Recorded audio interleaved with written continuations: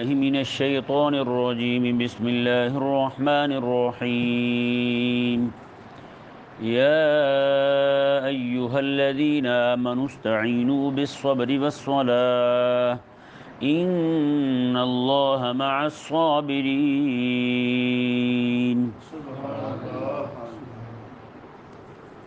پیچھے 4 رکوعات میں یہودیوں کے طعن، کیونکہ تحویل قبلہ ہوا، قبلہ تبدیل ہوا تو یہودیوں نے بہت زیادہ طعن و تشریح کی، تو اللہ تبارک و تعالی نے اس آیہ مبارکہ کے اندر اہل ایمان کو نماز اور صبر سے مدد مانگنے کا حکم دیا، کیونکہ سیدھا سیدھا اسلام پر اعتراض تھا، تو اللہ تبارک و تعالی نے یہ اہل اسلام کو تلقین فرمائی کہ تم اپنے دل پر بوجھ نہ آنے دو، یہ یہودی ہیں ہی، ان کی جو طینت ہے وہی پلید ہے، مٹی پلید ہے ان کی، یہ بڑے کمینے ہیں، تو ان کی طرف سے پریشانی نہ لو تم۔ تو اللہ تبارک و تعالی نے اہل ایمان کو صبر اور نماز سے مدد مانگنے کا حکم دیا، اور آگے اگلی آیہ مبارکہ میں آیت نمبر 154 میں صبر کا سب سے پہلا درجہ، صبر کا صابرین میں سب سے پہلا فرض جو ہے وہ اپنی جان رب تعالیٰ کے دین کے لیے دینے والا بندہ، جہاد کے اندر اپنی جان دینے والا بندہ، اس کی اللہ تبارک و تعالیٰ نے عظمت اور شان بیان فرمائی آیت نمبر 154 کے اندر، اور اس میں ضمناً رب تبارک و تعالیٰ نے یہ اشارہ بھی دے دیا کہ جس طرح یہ یہودی جو ہیں یہ دین پر اعتراض کر رہے ہیں، اسی طرح یہ کہیں یہ نہ ہو کہ مسلمان جو ہیں وہ بات ہاتھا پائی تک پہنچ جائے، ان کی باتیں سن کر کسی کا دل جو ہے اتنا تنگ ہو اور وہ پکڑ کے انہیں مار دے، اور معاملہ جو ہے ان کا وہ جناب لڑائی تک جا پہنچے، پھر بات جہاد تک جا پہنچے، مسلمان بھی پھر شہید ہوں۔ تو اللہ تبارک و تعالیٰ نے پہلے ہی سے ایک تو یہ اشارہ دے دیا مسلمانوں کی شہادت کے فضائل بیان کر کے، شہید کی شان بیان کر کے، کہ جہاد کا حکم آگے آنے والا ہے، کہ نہیں سمجھ آیا مسئلہ، کہ جہاد کا حکم جو ہے وہ آنے والا ہے، مسلمان جو ہیں وہ شہید کی پھر عظمت اور شان بیان کر دی، ایک بات۔ دوسری بات یہ ہے کہ اللہ تبارک و تعالیٰ نے آیت نمبر 152 کے اندر فرمایا تھا فَاذْكُرُونِي أَذْكُرْكُمْ وَاشْكُرُوا لِي وَلَا تَكْفُرُونَ، یہ رب تبارک و تعالیٰ کا شکر کرنے کا حکم دیا گیا اور ناشکری سے منع کیا گیا، شکر کا حکم دیا گیا اور ناشکری سے منع کیا گیا، یہ ذہن میں رہے۔ شکر کا سب سے پہلا درجہ جو ہے وہ یہ ہے بندہ شرک کو چھوڑ دے، شرک کو توحید کو اپنائے، توحید کو اپنائے اور شرک کو چھوڑ دے، یہ شکر کا سب سے پہلا درجہ ہے کہ بندہ جو ہے وہ رب تبارک و تعالیٰ کو ہی مانے، اپنے پیدا کرنے والے کو مانے، اپنے پیدا کرنے والے کی عبادت کرے، اس کے علاوہ کسی کی عبادت نہ کرے۔ رب تبارک و تعالیٰ نے یہاں پر شکر کرنے کا حکم بھی دیے ساتھ، اور ناشکری سے منع بھی کیا۔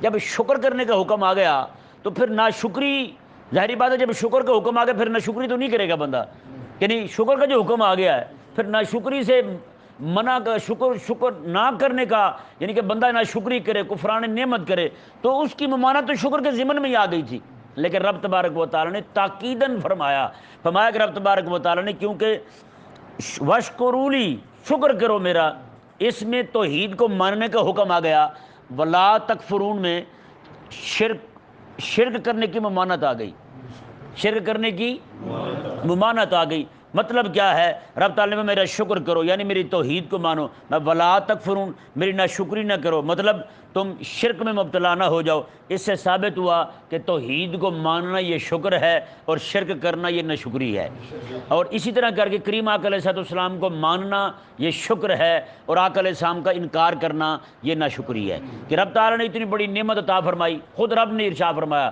لَقَدْ مَنَّ اللَّهُ عَلَى الْمُؤْمِنِينَ إِذْ بَعَثَ فِيهِمْ رَسُولًا، ہم نے اہل ایمان پر احسان کیا ہے کہ اپنا عظیم رسول انہیں عطا فرمایا ہے۔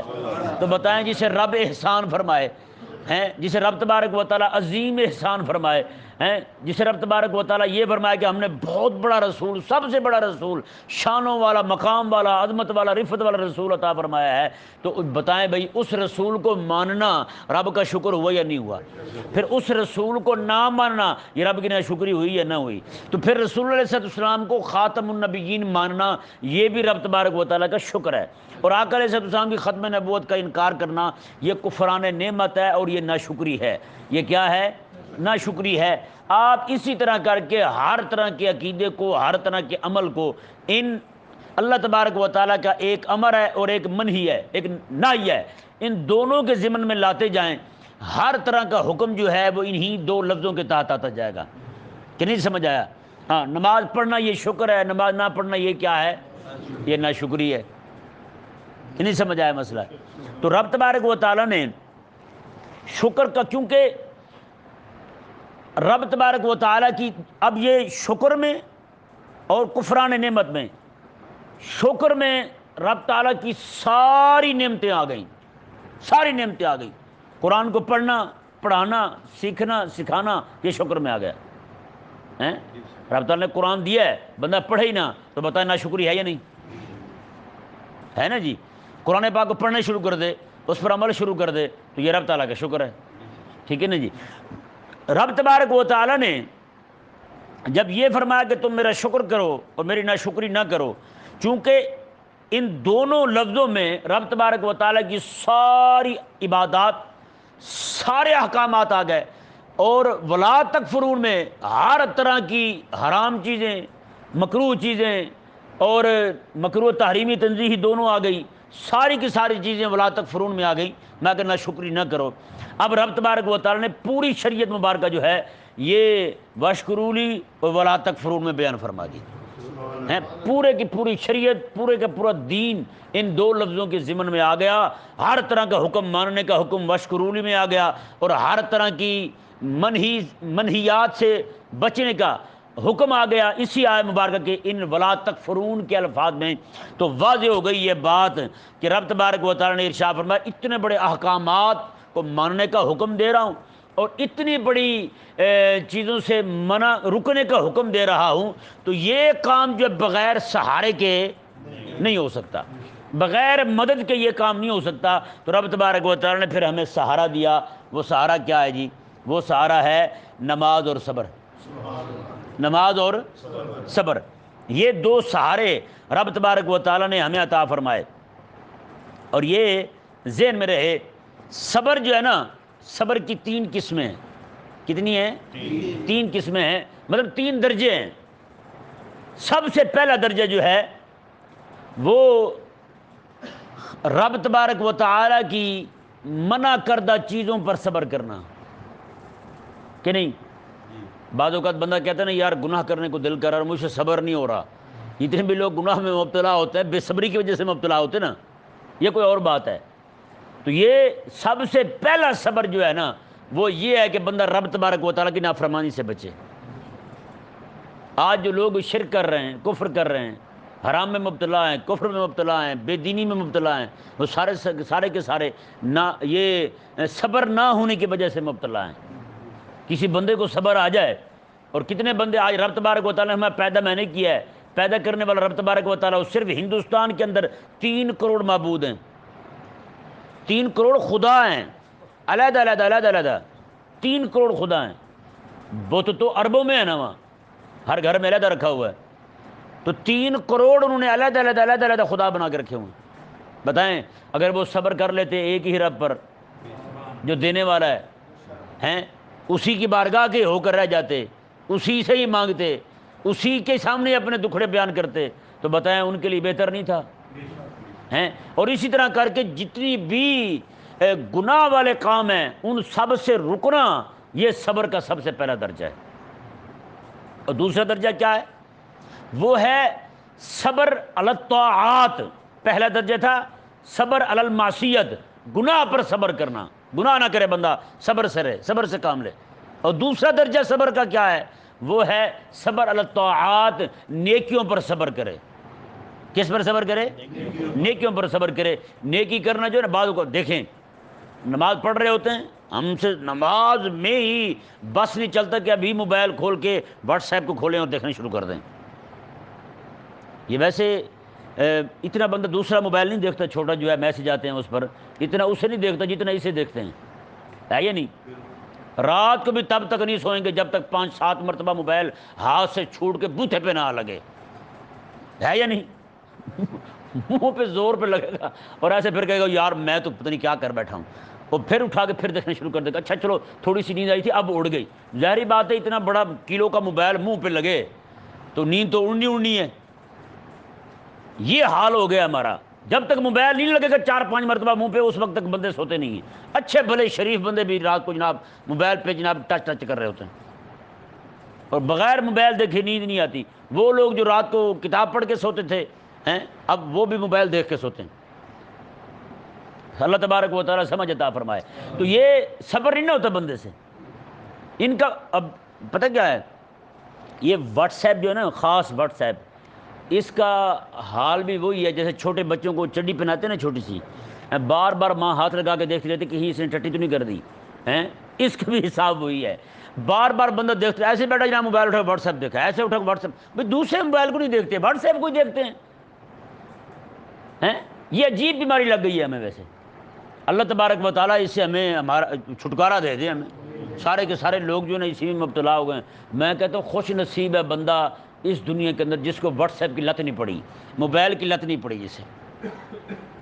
ایک بچہ سا چھوٹا سا نا، وہ اپنے ابا کو کہنے لگا، اپنے دادے کو کہنے لگا، کہنا دادا مجھے یہ نہیں سمجھ آتی آپ جو ہیں وہ اس وقت کیسے گزارا کر لیتے تھے موبائل کے بغیر، واٹس ایپ کے بغیر، میسنجر کے بغیر، یہ فیس بک کے بغیر، یوٹیوب کے بغیر، انسٹاگرام کے بغیر، مجھے نہیں سمجھ آتی آپ پہلے کیسے گزارا کرتے تھے۔ اس نے کہا بچے جیسے آج آپ قرآن کے بغیر، نماز کے بغیر، روزے کے بغیر، رات کو اللہ اللہ کیے بغیر گزارا کر لیتے ہو، ہمارا بھی گزارا ہو ہی جاتا تھا، ہم بھی زندگی گزار رہے ہیں۔ دیکھیں نا جی، سب سے پہلے جناب موبائل کو دیکھ رہے ہیں۔ 4 بندے بیٹھے اور اچھے موبائل نے ایسا بے ادب کر دیا ہے، بیٹھے ہوں گے 4 بندے، کسی عالم کے پاس آ کے بیٹھے نا، فون نکال کر ٹک کان کو لگا دیا، واٹس ایپ چیک کر، مسئلہ بھی پوچھ رہے ہیں، وہ مسئلہ بیان کر رہے ہیں عالم، وہ بیٹھے جناب واٹس ایپ دیکھ رہے ہیں۔ بتائیں بندہ کیا کرے ادھر؟ اس نے اتنا بے ادب بنا دیا بندے کو، بڑی بڑی علمی مجالس جو ہیں وہ بھی ادب سے خالی ہو گئی۔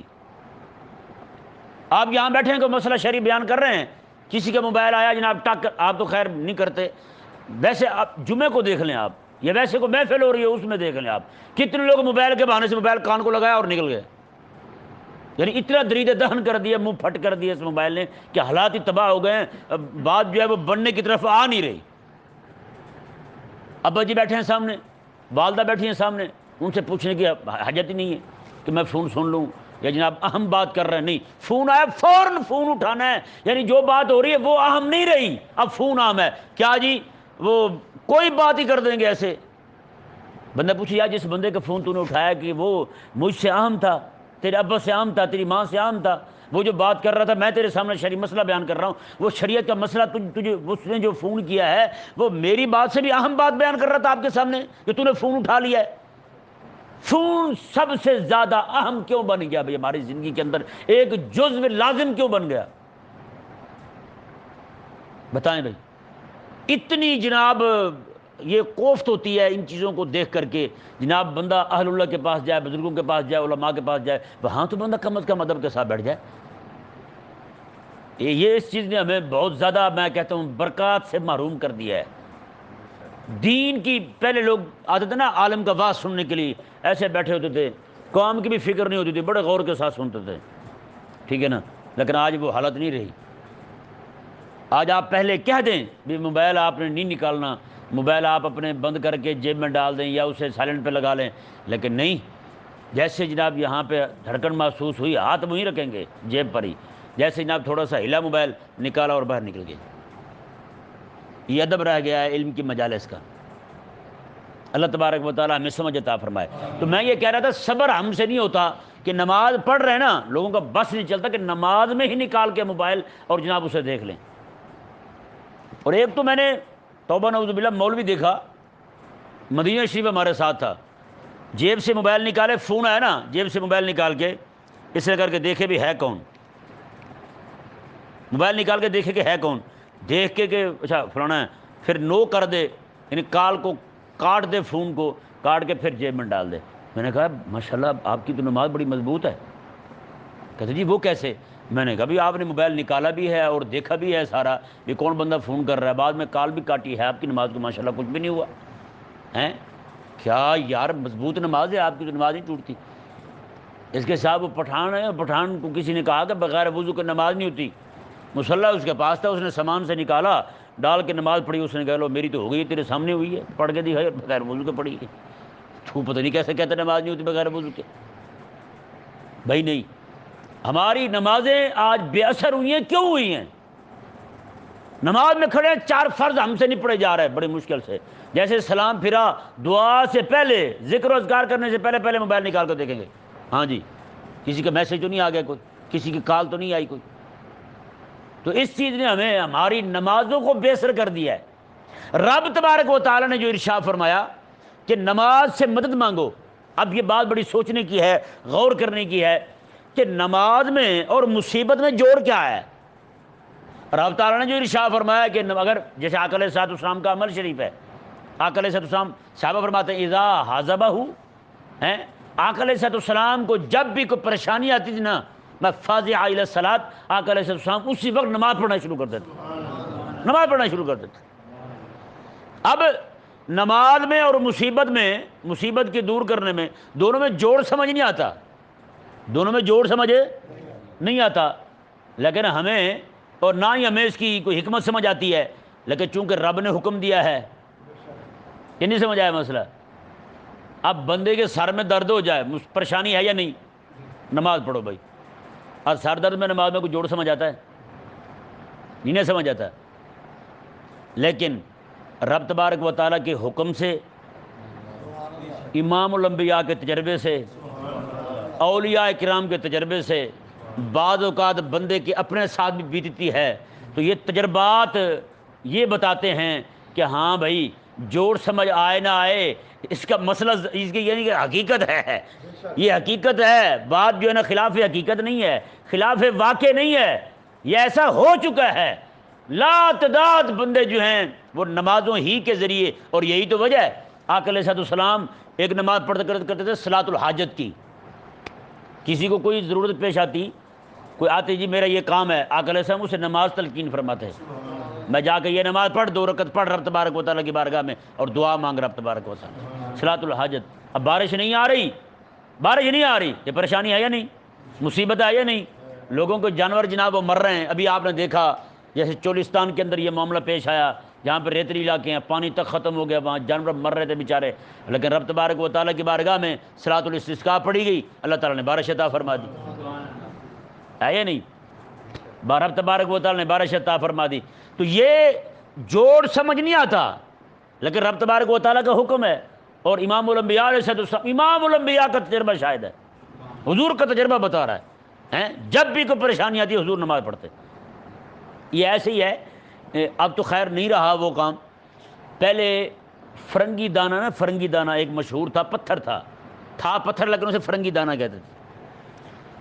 وہ پتھر جو ہے نا وہ گردے کے درد والا، یہ حکیم کے پاس ہوتا تھا، گردے کے درد والا مریض حکیم کے پاس جاتا نا تو حکیم اسے ہاتھ میں پکڑا دیتا، جیسے وہ پتھر ہاتھ میں آتا گردے کا درد ٹھیک ہو جاتا، گردے کا درد ٹھیک ہو جاتا تھا۔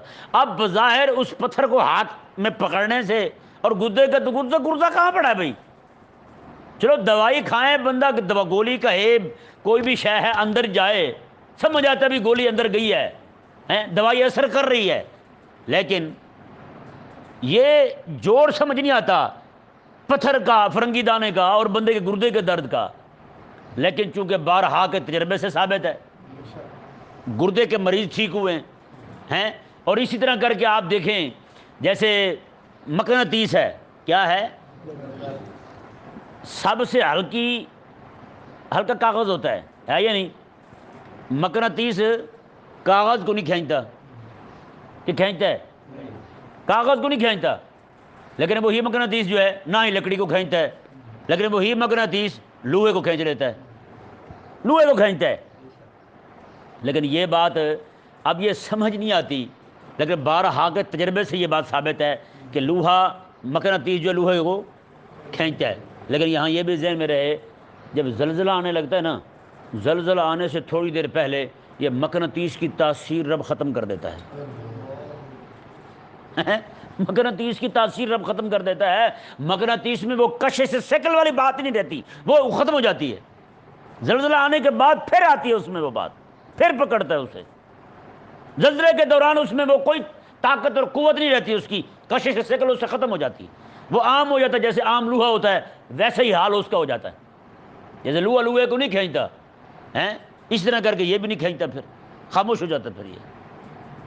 تو یہ رب تبارک و تعالیٰ کی رکھی ہوئی تاثیر ہے. جیسے مثال کے طور پر کسی بندے کے سر میں درد ہے اور کہتے ہیں جا کے دم کروا لیں. اب بظاہر پھونک تو لگ رہی بھی بندے کے سر پر ہیں، یہ پھونک بھی بعض اوقات نہیں لگتے، ایسے شو کر دیتے ہیں تو پھونک بھی نہیں جاتی. اب بندہ پوچھے اس پھونک کا اور سر کے درد کو جوڑ سمجھ آتا ہے؟ سمجھ آتا ہے؟ نہیں نہ آتا. لیکن ہر بندے کو یقین ہے اس بات پر بھی کہ دم کروائیں گے تو ٹھیک ہو جائیں گے، ہے یا نہیں؟ ہر بندے کو امید ہے رب تبارک و تعالیٰ کی ذات پر کہ ہم دم کروائیں گے تو رب تبارک و تعالیٰ شفا عطا فرمائے گا.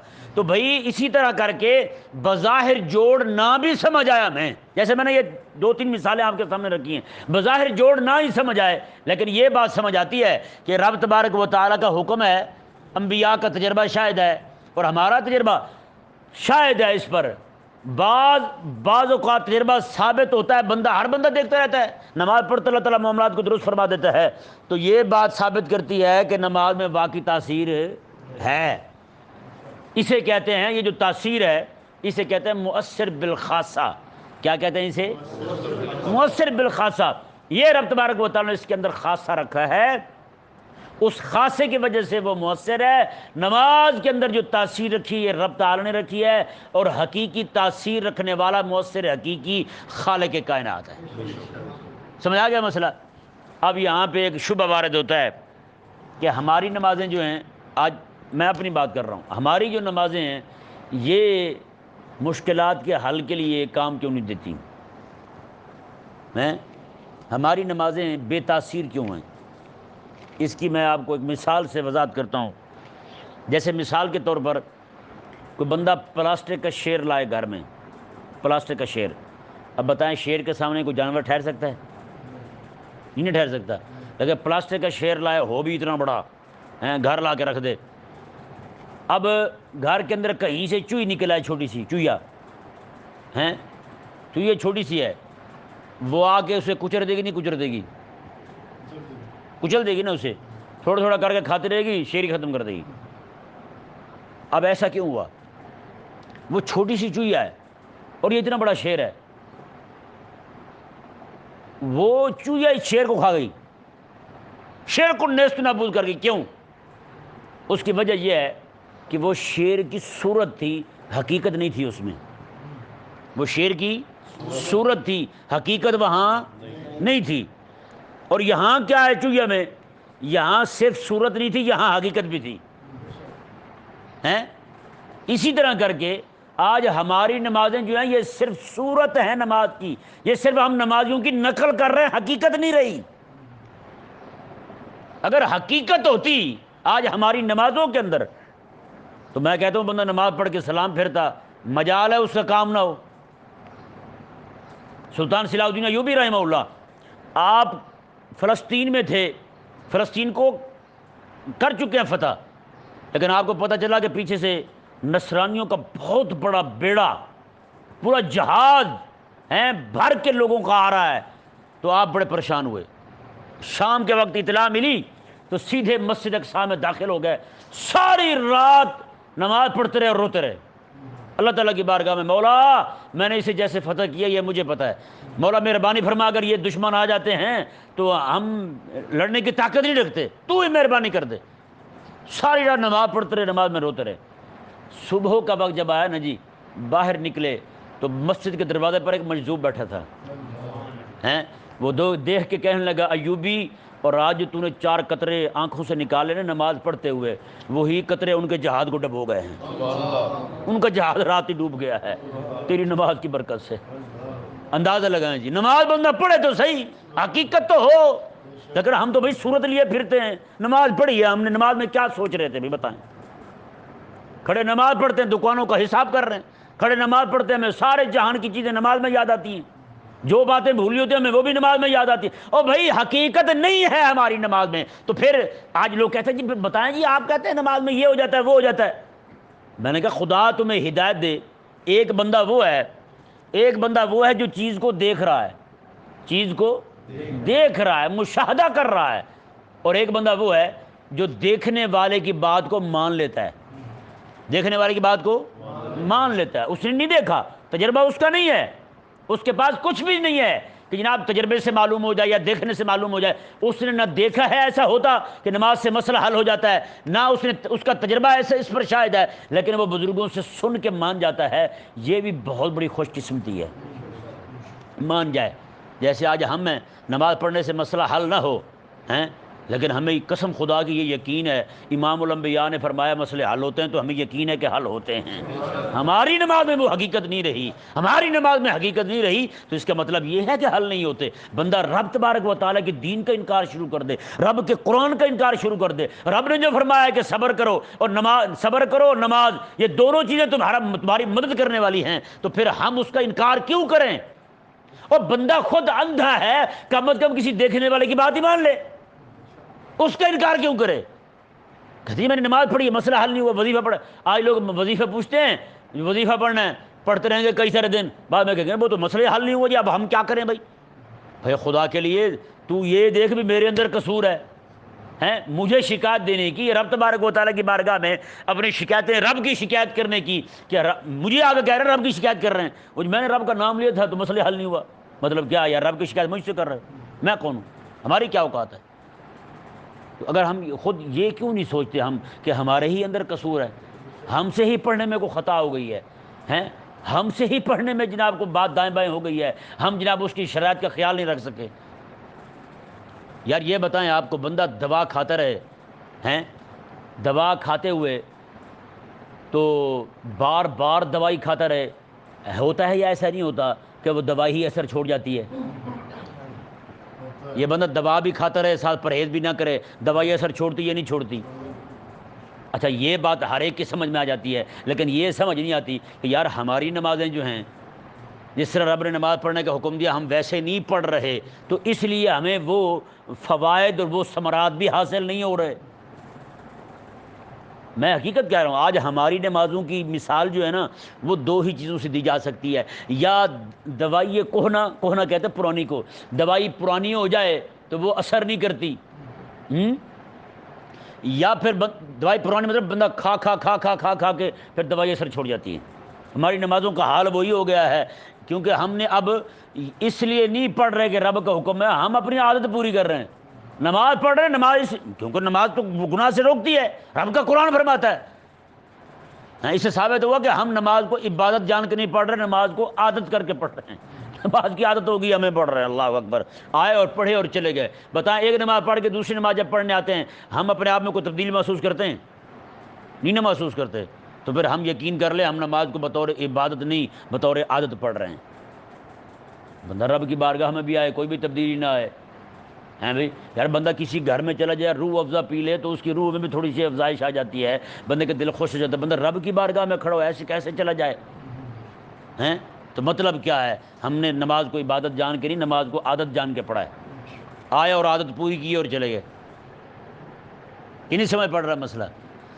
تو یہ حال آج ہماری نمازوں کا ہو گیا ہے، دوائی کونا پرانی دوائی، یا پھر ہم نماز بھی پڑھ رہے ہیں دوا بھی کھا رہے ہیں ساتھ پرہیز نہیں کر رہے، نماز بھی پڑھ رہے ہیں اور ساتھ فلم بھی دیکھ رہے ہیں، نماز بھی پڑھ رہے ہیں اور نماز پڑھ کے چھوٹے ساتھ ہی نا ٹی وی لگا لیا، تو پھر ساتھ بندہ یہ بھی کہتا رہے یار نماز پڑھنے سے مولوی صاحب نے تو کہا تھا مسئلے حل ہو جاتے ہیں، ہمارے کیوں نہیں ہوئے؟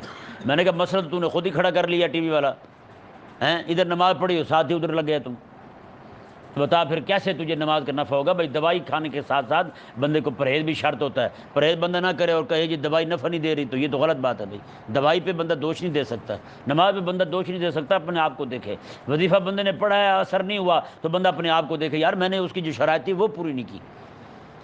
تو رب تبارک و تعالی نے نماز اور صبر دو چیزوں سے مدد مانگنے کا حکم دیا، فرمایا کہ مسلمانوں پر اعتراضات ہو رہے ہیں تو یہ بھی پریشان ہوتے ہیں، رب تبارک و تعالیٰ نے نسخہ تجویز فرمایا کہ تم نماز سے اور صبر سے مدد مانگو، نماز سے اور صبر سے مدد مانگو۔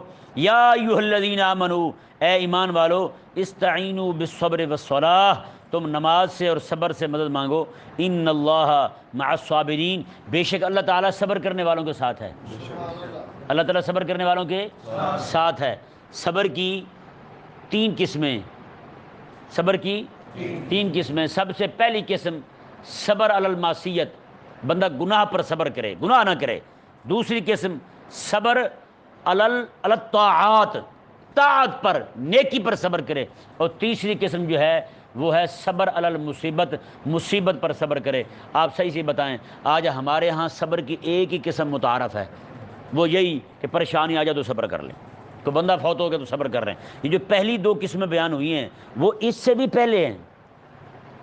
اس سے ثابت کیا ہوا؟ نیکی کا کرنا اور گناہ سے رکنا ہیں، یہ دو صبر جو ہیں یہ باپ کے بیٹے کے، بیوی سے بچے کے مرنے سے بھی بڑے والے صبر ہیں۔